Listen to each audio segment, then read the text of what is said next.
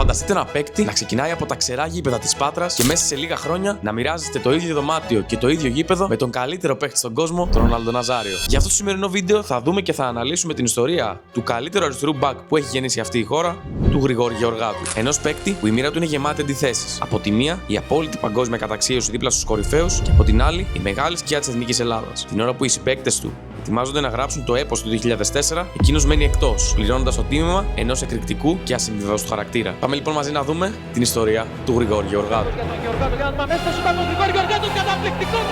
Καταπληκτικό γκολ από τον Γρηγόρη Γεωργάτου. 2-1 για την Παναχαϊκή, δίκαιη πανηγυρισμοί από τον νεαρό μέσο. Η αφετηρία του Γρηγόρη Γεωργάτου βρίσκεται στον Πειραιά, όπου γεννιέται στις 31 Οκτωβρίου του 1972. Η καταγωγή του είναι από την Κεφαλονιά και η ανατροφή του στον Πειραιά, στα Ταμπούρια, μια περιοχή με βαθιές ποδοσφαιρικές ρίζες, σμιλεύουν ένα χαρακτήρα ανυπότακτο και αυθεντικό. Ο Γρηγόρης πήγαινε από μικρό στο γήπεδο με τον παππού του, όπου ήταν βαμμένος Ολυμπιακός. Και όλα άλλαξαν όταν αυτός και η οικογένειά του μετακόμισαν στην Πάτρα, διότι ο πατέρας του ήταν ναυτικός. Στην ηλικία των 12 ετών, λοιπόν, ο Γεωργάτος εντάσσεται στον Αετό Πατρών, ξεκινώντας το ταξίδι του από τα ερασιτεχνικά πρωταθλήματα της ΕΠΣ Πατρών. Η ανέλυξή του είναι ραγδαία, περνώντας στον Εθνικό Πατρών στη Δέλτα Εθνική, όπου οι ικανότητες του αρχίζουν να προκαλούν αίσθηση στους τοπικούς ανιχνευτές ταλέντων. Η κρίσιμη στιγμή για την καριέρα του έρχεται το 1990. Ο Κώστας Δαβουρλής, ο μυθικός αρχηγός της Παναχαϊκής, διακρίνει στο 18χρονο τότε Γεωργάτο τα στοιχεία μιας ποδοσφαιρικής ιδιοφυΐας. Με εισήγηση του Δαβουρλή, ο Γεωργάτος υπογράφει στην Παναχαϊκή, εντασσόμενος αρχικά στην ομάδα νέων πριν προωθηθεί στην ανδρική ομάδα το καλοκαίρι του 1991. Στην Παναχαϊκή, ο Γεωργάτος δεν ξεκινά ως αμυντικός που όλοι γνωρίζουμε αργότερα. Συστήνεται στο ελληνικό κοινό ως ένας χαρισματικός μεσοεπιθετικός, ένας παίκτης που μπορεί να αγωνιστεί τόσο στον άξονα όσο και στην αριστερή πλευρά της μεσαίας γραμμής. Η τεχνική του κατάρτιση και το μαγικό αριστερό του πόδι τον κάνουν αμέσως απαραίτητο στην ενδεκάδα της ομάδας της Πάτρας. Κατά την περίοδο 1991-1992, ο Γεωργάτος πραγματοποιεί τον ντεμπούτο του στην Αλφα-Εθνική, καταγράφοντας 30 συμμετοχές και 4 γκολ. Η προσαρμογή του είναι άμεση και η ικανότητά του να σκοράρει εναντίον των μεγάλων του πρωταθλήματος, όπως ο Παναθηναϊκός και ο ΠΑΟΚ, τον καθιστάνε ένα από τους πιο περιζήτητους νεαρούς παίκτες της επικράτειας. Η πορεία του στην Παναχαϊκή χαρακτηρίζεται από σταθερότητα και συνεχή βελτίωση των στατιστικών. Την περίοδο 92-93, σε 26 συμμετοχές πετυχαίνει 3 γκολ, ενώ τις επόμενες 2 σεζόν η παρουσία του γίνεται ακόμα πιο επιδραστική, με συνολικά 11 γκολ στο πρωτάθλημα. Η Παναχαϊκή εκείνης της εποχής, υπό την καθοδήγηση του Ανδρέα Μιχαλόπουλου και άλλων σημαντικών προπονητών, αποτελεί μια απολογίσιμη δύναμη και ο Γεωργάτος είναι ο αδιαφυσβήτητος ηγέτης της. Η ικανότητά του να εκτελεί στιμένες φάσεις και να βγάζει ακριβείς έντρες αρχίζει να προκαλεί συγκρίσεις με μεγάλους παίκτες του εξωτερικού. Είναι ήδη εμφανές ότι η Πάτρα δεν μπορεί πλέον να περιορίσει το ταλέντο του και το παρασκήνιο και τη μεταγραφή του σε έναν από τους διεκδικητές του τίτλου αρχίζει να φουντώνει από το καλοκαίρι του 1995. Το Δεκέμβριο του 1995 βρίσκεται στο επίκεντρο μία από τις πιο πολυσυζητημένες μεταγραφικές μάχες του ελληνικού ποδοσφαίρου. Ο Παναθηναϊκός, ο οποίος τότε διανύει μια χρυσή ευρωπαϊκή περίοδο, φτάνοντας μέχρι τα ημιτελικά του Champions League το 1996, έχει εκδηλώσει έντονο ενδιαφέρον. Σύμφωνα με μαρτυρίες μάλιστα και δημοσιεύματα της εποχής, ο Γεωργάτος έχει ουσιαστικά συμφωνήσει με την οικογένεια Βαρδινογιάννη. Ωστόσο, η καρδιά του παίκτη ανήκει στον Πειραιά. Παρά το γεγονός ότι ο Ολυμπιακός βρίσκεται στα πέτρινα χρόνια της ιστορίας του, χωρίς τίτλο πρωταθλήματος για σχεδόν μία δεκαετία, ο Γεωργάτος επιλέγει να ακολουθήσει το συναίσθημα. Η απόφαση του να μην υπογράψει τα γραφεία της πράσινης ΠΑΕ και να ενταχθεί στους ερυθρόλευκους θεωρείται από πολλούς ως τρέλα, αλλά αποδεικνύεται η κίνηση που σηματοδοτεί την επιστροφή του Ολυμπιακού στην κορυφή. Η μεταγραφή ολοκληρώνεται το Δεκέμβριο του 1995 και ο Γεωργάτος κάνει τον ντεμπούτο του με τον Ολυμπιακό, αγωνιζόμενος αρχικά ως επιθετικό χαφ υπό τις οδηγίες του Τάκη Περσία. Και τώρα πάμε στη χρονιά που άλλαξε και ανέδειξε τον Γρηγόρη Γεωργάτο. Το καλοκαίρι του 1996 αποτελεί το σημείο καμπής για το σύγχρονο Ολυμπιακό. Ο Ντούσαν Μπάγεβιτς αναλαμβάνει την τεχνική ηγεσία με στόχο την κατάκτηση του πρωταθλήματος. Ο Μπάγεβιτς βρίσκεται μπροστά σε ένα τακτικό πρόβλημα. Έχει στη διάθεσή του δύο εξαιρετικούς παίκτες για την αριστερή πλευρά, τον Γεωργάτο και τον αποκτηθέντα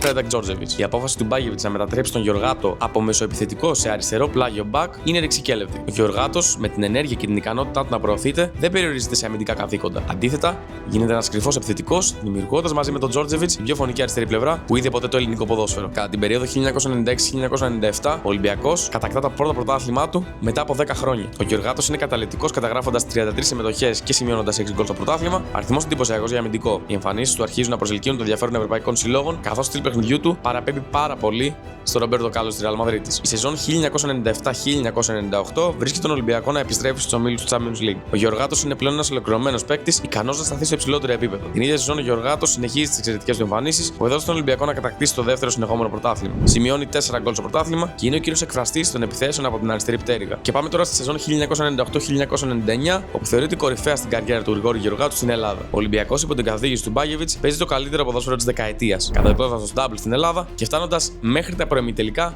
του UEFA Champions League. Σε μια σπάνια ποδοσφαιρική συγκυρία, ο Γεωργάτος αποδεικνύεται πρώτο σκόρερ του Ολυμπιακού στο πρωτάθλημα εκείνη τη σεζόν με 15 γκολ, παρότι αγωνίζεται στη θέση του αριστερού μπακ. Η ικανότητά του να πατάει περιοχή και να εκτελεί με ακρίβεια πέναλτι και φάουλ τον κάνει τον φόβο και τον τρόμο των αντίπαλων τερματοφυλάκων. Στην Ευρώπη, ο Ολυμπιακός πραγματοποιεί μια ονορική πορεία, αφού αποκλείει την ανόρθωσα προγραμματικά, κυριαρχεί στον όμιλο με τον Άγιαξ, Πόρτο και Ντινάμο Ζάγκρεμπ και στα προημιτελικά η μοίρα φέρνει τον Ολυμπιακό αντιμέτωπο με τη Juventus. Στο πρώτο παιχνίδι στο Τωρίνο χάνει με 2-1, αλλά ο Γεωργάτος κάνει μια εμφάνιση που αναγκάζει τους Ιταλούς να υποκληθούν. Η ταχύτητά του και η τεχνική του απέναντι σε παίκτες όπως ο Ζιντάν και ο Ντάβιτς είναι παρημιώδης. Στον επαναληπτικό του Άκα, ο Ολυμπιακός βρίσκεται μία ανάσα από την πρόκριση στους 4. Ο Γεωργάτος, καλή σέντρα του Γεωργάτου, κεφαλιακό και γκολ στο 12. Αλλά τον γκολ του Κόντε στο 85ο λεπτό σβήνει το όνειρο. Ωστόσο, ο Γεωργάτος έχει κερδίσει ήδη το εισιτήριό του για τη Σερία. Μάλιστα, εκείνη τη σεζόν είχε ψηφιστεί και ως ο καλύτερος Έλληνας παίκτης εκείνης της χρονιάς. Και φτάνει το καλοκαίρι του 1999, όπου ο Μάσιμο Μωράτη, πρόεδρος της Σίντερ, αποφασίζει να τεινάξει την μπάνκα στον αέρα για να αποκτήσει τον Έλληνα άσο. Η μεταγραφή κοστίζει περίπου 2,5 δισεκατομμύρια δραχμές, περίπου 7 εκατομμύρια ευρώ, ποσό που αποτελεί ρεκόρ για Έλληνα ποδοσφαιριστή εκείνη την εποχή. Στο Μιλάνο, ο Γεωργάτος βρίσκεται σε ένα περιβάλλον γεμάτο αστέρες, με παίκτες όπως ο Ρονάλντο Ναζάριο, ο Ρομπέρτο Μπάτζιο, Ζανέτη, Κλάρεντ Ζέντορφ, Λορέν Μπλάνκ και πάρα πολλούς άλλους. Ο Μαρσέλο Λίπη, ο οποίος είχε αναλάβει την τεχνική ηγεσία της Σίντερ, τον προορίζει για βασικό αριστερό back half. Η πιο ενδιαφέρουσα ιστορία εκείνη τη περίοδου αφορά τη συγκατοίκησή του με τον Ρονάλντο. Το φαινόμενο. Όταν ο Γεωργάτος φτάνει στην προετοιμασία, οι υπεύθυνοι τη Σίντερ του υποδεικνύουν να μείνει στο ίδιο δωμάτιο με τον Ρονάλντο. Παρά τους αρχικούς του δισταγμούς, ο Ρονάλντο τον υποδέχεται με μεγάλη θέρμη. Οι δύο τους γίνονται φίλοι και μοιράζονται κοινά ενδιαφέροντα, όπως τα γρήγορα αυτοκίνητα και η αγάπη για τη μόδα. Ο Γεωργάτος περιγράφει ότι ο Ρονάλντο έχει αδυναμία στις ωραίες γυναίκες και συχνά κοιτάζουν μαζί φωτογραφίες από μοντέλα της Βραζιλίας και της Ελλάδας για να περάσει ώρα στο ξενοδοχείο. Στην πρώτη του σεζόν ο Γεωργάτος εντυπωσιάζει τους Ιταλούς. Καταγράφει 28 συμμετοχές και σημειώνει 2 γκολ, ενώ μοιράζει και 6 assist. Georgatos più decentrato, può partire il sinistro da qui dribbling, Georgatos si accentra, gran gol!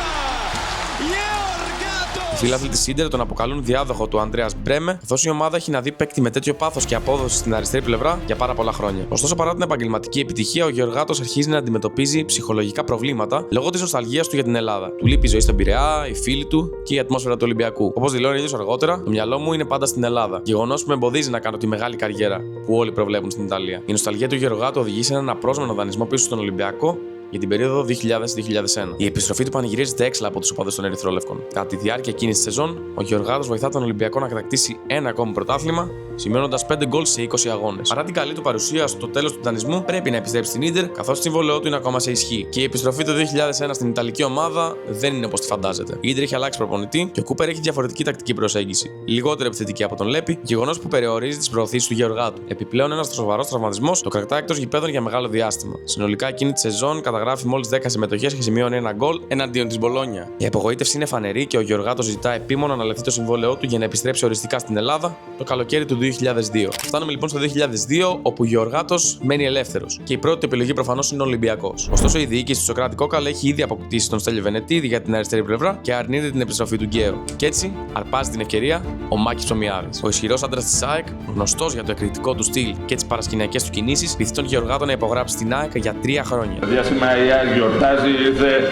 ένας παικταράς, ο Γρηγόρης γιορτάζει, ο Γρηγόρης. Η είδηση πέφτει σαν βόμβα, καθώς ο Γεωργάτος είναι ταυτισμένος με τον Ολυμπιακό. Η υποδοχή από τους φίλους της ΑΕΚ είναι εξαιρετικά εχθρική. Στον αγιασμό της ομάδας στη Νέα Φιλαδέλφια στις 23 Ιουλίου του 2002, το κλίμα είναι τεταμένο. Περίπου 50 οπαδοί αποδοκιμάζουν έντονα τον Γεωργάτο και τον προπονητή του Σαμπάγεβιτς, ο οποίος επιστρέφει στην ΑΕΚ μετά το πέρασμά του από τον Ολυμπιακό. Μετά το τέλος της προπόνησης, η κατάσταση ξεφεύγει από κάθε έλεγχο και οργανωμένοι οπαδοί της ΑΕΚ βανδαλίζουν το όχημα του Γεωργάτου. Ο Μάκης Ψωμιάδης μόλις ενημερώνεται για το συμβάν γίνεται έξαλλος και σύμφωνα με μαρτυρίες προθοκοπεί τον υπεύθυνο των συνδέσεων της ΑΕΚ, θεωρώντας ότι δεν κάνει σωστά τη δουλειά του για να αποτρέψει τα επεισόδια. Μάλιστα, σε ραδιοφωνική του συνέντευξη, ο Ψωμιάδης είπε: Εγώ επέλεξα τον Μπάγεβιτς και τον Γεωργάτο και σε κανέναν δεν δίνω λόγο. Αν έχουν πρόβλημα, να έρθουν να βρουν εμένα. Παρά το εχθρικό κλίμα, ο Γεωργάτος δείχνει τον επαγγελματισμό του. Σταδιακά κερδίζει την εμπιστοσύνη των φιλάθλων με τις εμφανίσεις του. Την περίοδο 2002-2003, αγωνιζόμενος κυρίως ως αριστερός μπακ, καταγράφει 23 συμμετοχές και μοιράζει 11 assist, βοηθώντας την ΑΕΚ να τερματίσει στην τρίτη θέση. Παρόλο που είναι δηλωμένος Ολυμπιακός, παίζει πάντα με πάθος και δίνει το 100% του. Και αυτό εν τέλει εκτιμάται από τους φίλους της ΑΕΚ. Στο Champions League συμμετέχει στην ιστορική πορεία της ΑΕΚ, που παραμένει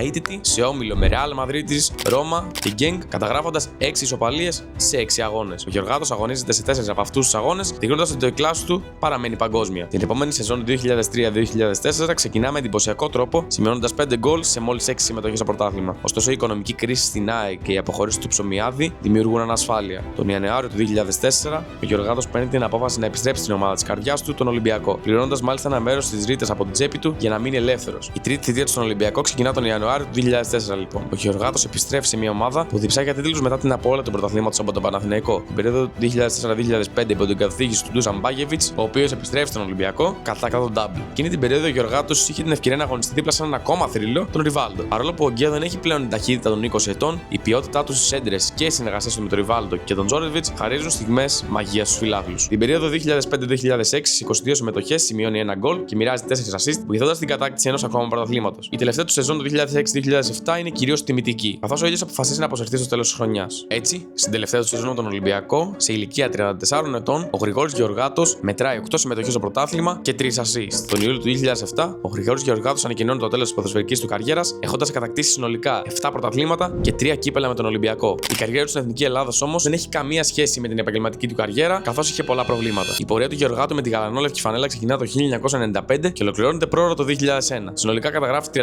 συμμετοχές και σημειώνει 3 γκολ. Η αποχώρησή του από την Εθνική συνδέεται με μια έντονη διαφωνία με τον Ότο Ρεχάγκελ. Μετά από μια ήττα από τη Φινλανδία το Σεπτέμβριο του 2001, ο Γεωργάτος εκφράζει τη δυσαρέσκειά του για τον τρόπο λειτουργίας της ομάδας και το γεγονός ότι ορισμένοι παράγοντες τον αντιμετωπίζουν ως βεντέτα λόγω της καριέρας του στην Ίντερ. Ο Γεωργάτος δηλώνει αργότερα ότι τα νεύρα του οφείλονται στους παράγοντες και όχι στον προπονητή, αλλά η απόφαση του να σταματήσει είναι οριστική. Αυτό είχε σαν αποτέλεσμα να χάσει την ευκαιρία να συμμετάσχει στο έπος του Euro 2004, κάτι που ο ίδιος παραδέχεται αργότερα ότι είναι ένα λάθος που προέρχεται από τον αυθορμητισμό του. Ο Ρεχάγκελ από την πλευρά του αποκαλύπτει χρόνια μετά ότι πάντα εκτιμά το ταλέντο του Γεωργάτου, αλλά η πειθαρχία της ομάδας είναι πάνω απ' όλα. Όπως είχε δηλώσει ο Ρεχάγκελ και σε μια συνέντευξη στους Μπεταράδες, είχε πει πως θέλει να το χρησιμοποιήσει σε διαφορετική θέση, αλλά χαρακτήριστηκε του Γεωργάτου ήταν πολύ σκληρός και δεν άκουγε τι του έλεγε, και γι' αυτό το Ρεχάγκελ δεν τον επέλεξε στην αποστολή του 2004. Μάλιστα, ο Γεωργάτος είχε δηλώσει πως είναι αηδιασμένος από το κλίμα της Εθνικής. Έτσι, σε μια εποχή που το ελληνικό ποδόσφαιρο προσπαθεί να βρει τον βηματισμό του στην Ευρώπη, εκείνος αποδεικνύει ότι ένας Έλληνας παίκτης μπορεί να γίνει βασικός τέλεχος μια εκ των κορυφαίων ομάδων του πλανήτη. Η ιστορία του με τον Μάκη Ψωμιάδη, οι κόντρες με τους οπαδούς και η λατρεία για τον Ολυμπιακό συνθέτει το προφίλ ενός αθλητή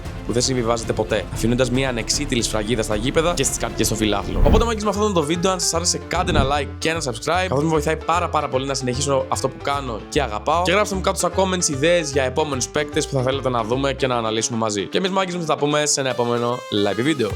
Ciao, μάγκες μου.